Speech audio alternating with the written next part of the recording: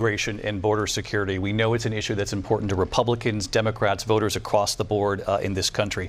Vice President Harris, you were tasked by President Biden with getting to the root causes of migration from Central America.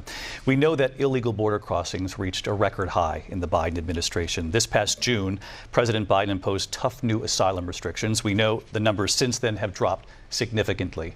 But my question to you tonight is, why did the administration wait until 6 months before the election to act?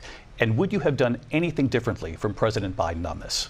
So I'm the only person on this stage who has prosecuted transnational criminal organizations for the trafficking of guns, drugs, and human beings. And let me say that the United States Congress, including some of the most conservative members of the United States Senate, came up with a border security bill which I supported. And that bill would have put 1,500 more border agents on the border to help those folks who are working there right now overtime trying to do their job. It would have allowed us to stem the flow of fentanyl coming into the United States. I know there are so many families watching tonight who have been personally affected by the surge of fentanyl in our country.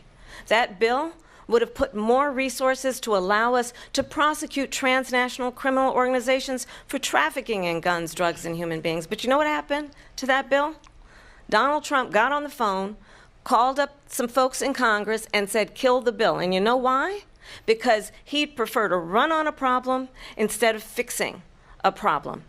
And understand, this comes at a time where the people of our country actually need a leader who engages in solutions, who actually addresses the problems at hand.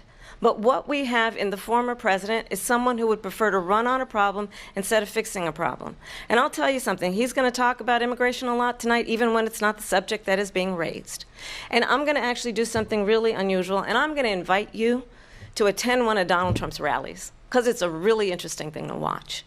You will see during the course of his rallies, he talks about fictional characters like Hannibal Lecter. He will talk about windmills cause cancer. And what you will also notice is that people start leaving his rallies early out of exhaustion and boredom. And I will tell you, the one thing you will not hear him talk about is you. You will not hear him talk about your needs, your dreams, and your desires.